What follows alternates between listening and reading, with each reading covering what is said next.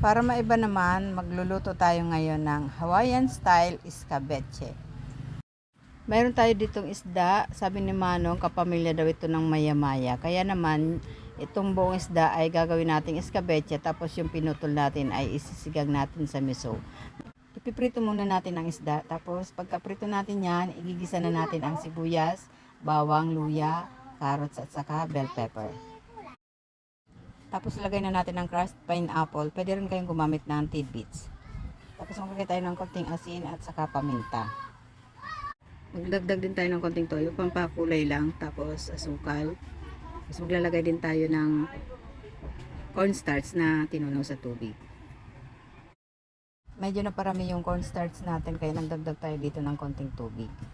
Simmer pa natin yan ng mga 2 minuto. Tapos okay na yan. Tapos na, luto na ang ating Hawaiian style escabeche.